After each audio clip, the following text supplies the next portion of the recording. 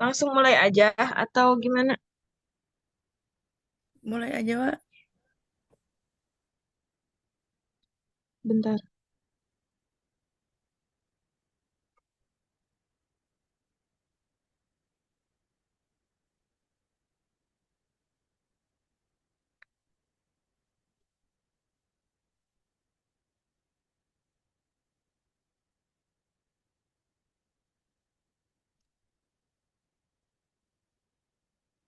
langsung aja ya.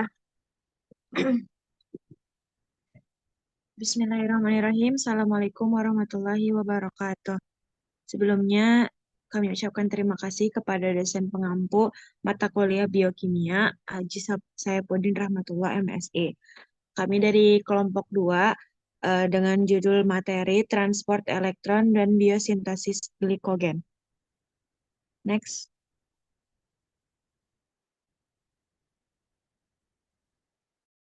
Selanjutnya, kami dari kelompok 2 beranggotakan 3 orang, yaitu Deswita Kania Melani, Ilona Mira Suryati, dan Leni Siti Aidah.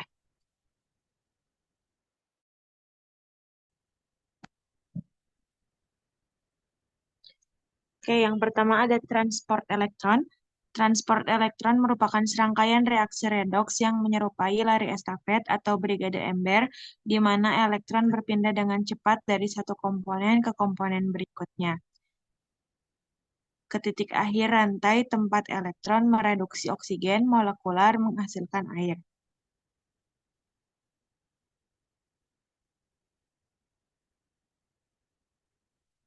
Nah, transport elektron ini adalah proses transfer elektron melalui serangkaian kompleks protein di membran mitokondria atau pada sel eukariotik atau membran plasma pada sel prokariotik. Nah, proses transport elektron merupakan bagian dari respirasi seluler yang bertujuan untuk menghasilkan ATP melalui fosforilasi oksidatif. Next.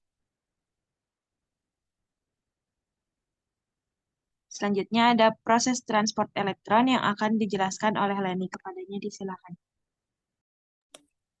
Baik, terima kasih kepada Hilwa. Di sini saya akan menjelaskan proses transport elektron.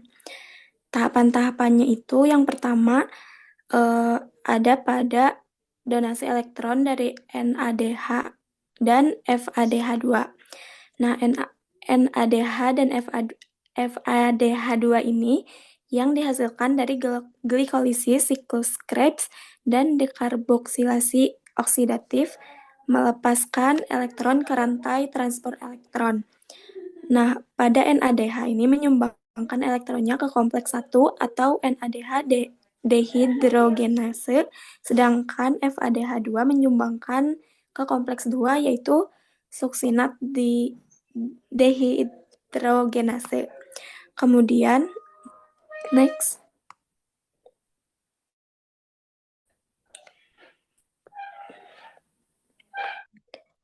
Kemudian elektron ini berpindah melalui serangkaian kompleks protein di membran dalam mitokondria. Nah, yang pertama itu ada kompleks 1 yaitu NADH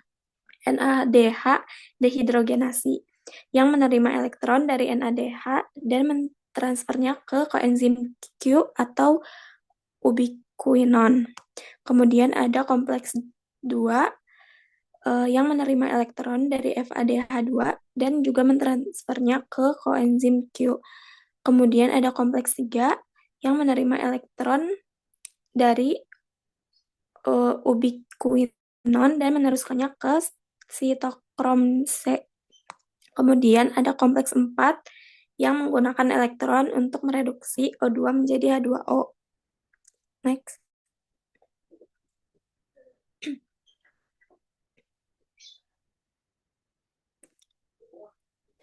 Nah, kemudian proses selanjutnya itu pada kompleks 1, 3, dan 4 ini memompa proton H+ dari matriks mitokondria ke ruang intermembran yang menciptakan gradien proton.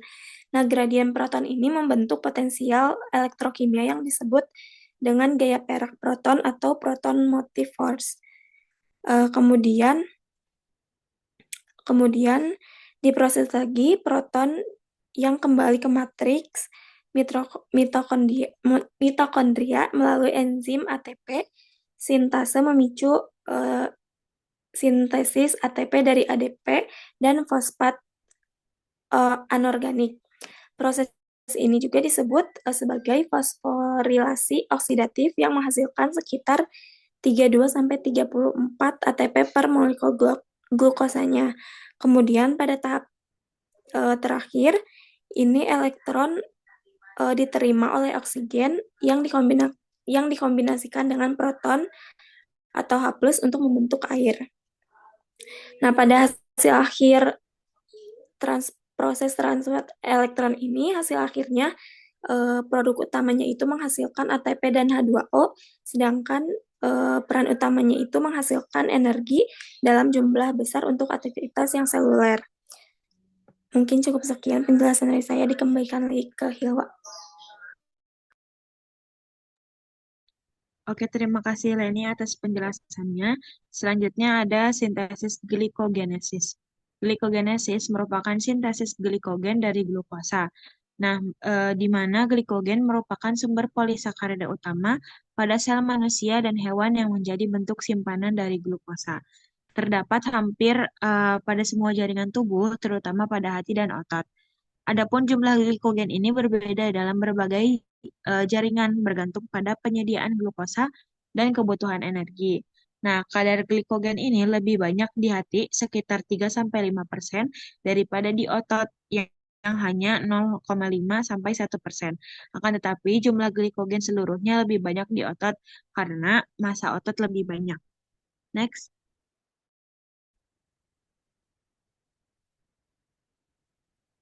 Selanjutnya ada struktur glikogen yang akan dijelaskan oleh Deswita. Baik, terima kasih kepada moderator. Materi selanjutnya yaitu struktur glikogen. Di mana yang pertama ada bentuk penyimpanan glukosa adalah polisakarida yang terdiri dari rantai-rantai unit glukosil yang disatukan oleh ikatan alfa 1,4 dengan cabang alfa 1,6 di setiap 8 sampai 10 residu.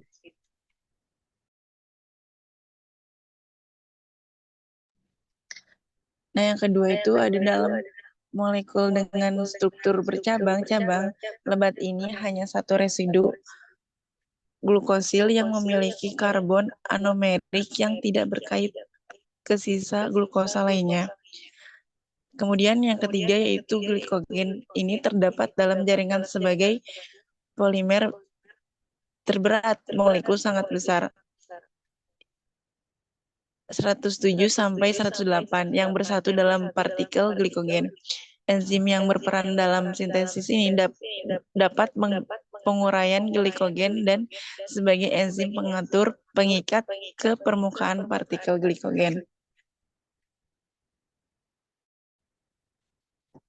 Nah, adapun fungsi dari glikogen tersebut yaitu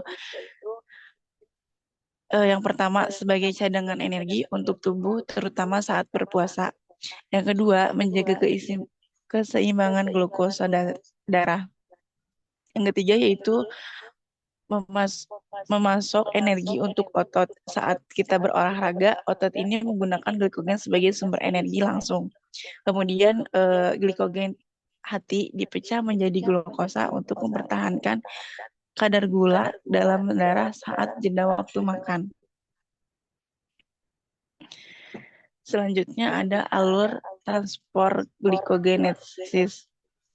Yang pertama itu fosforilasi glukosa 6 fosfat, di mana glukosa ini mengalami fosforilasi menjadi glukosa 6 fosfat atau reaksi yang lazim terjadi juga pada lintasan glikolisis. Di otot reaksi ini dikatalisir oleh heksokinase, sedangkan di hati oleh glukokinase. Yang kedua yaitu isomerisasi glukosa 6 fosfat atau glukosa 1 fosfat. Glukosa 6-fosfat ini diubah menjadi glukosa 1-fosfat dalam reaksi dengan berbantuan katalisator enzim fosfoglukomutase. Enzim ini sendiri akan mengalami fosforilasi dan gugus fosfo akan mengalami bagian di dalam reaksi reversibel yang intermediatnya adalah glukosa 1,6 bifosfat. Kemudian yang ketiga yaitu aktivitas glukosa atau UDP glukosa. Glukosa 1-fosfat ini bereaksi dengan uridin trifosfat atau bisa disebut dengan UTP untuk membentuk uridin difosfat glukosa atau UDP-GIC. Reaksi ini dikatalisir oleh enzim UDP-GIC pirofosforilase. Nah, selanjutnya sintesis glikogen oleh glikogenin, di mana hidrolisis pirofosfat inorganik ini oleh enzim pirofosfatase inorganik akan menarik reaksi ke arah kanan persamaan reaksi. Selanjutnya yaitu pemanjangan rantai glikogen atau rantai alfa 1,4. Enzim glikogen sintase ini menambahkan residu glukosa dari UDP glukosa ke ujung tidak tereduksi rantai glikogen. Kemudian ada pembentukan cabang atau ikatan alfa 1,6, di mana ketika rantai sudah sepanjang minimal 11 residu glukosa, enzim kedua ini yang disebut dengan enzim percabangan atau branching enzim.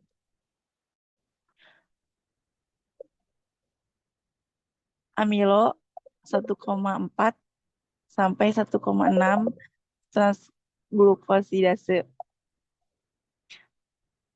muncul dan mentransfer suatu rantai alfa 1 sampai 4. Enzim ini mentransfer rantai dengan 5 sampai 8 residu glukosil dari ujung rantai glikogen menuju residu lain pada rantai dan menyambungkannya dengan sebuah ikatan alfa 1 sampai 6. Mungkin cukup sekian materi yang dapat saya sampaikan, dikembalikan kepada moderator. Oke, terima kasih Deswita atas penjelasannya. Sekian hasil diskusi dari kelompok 2 mengenai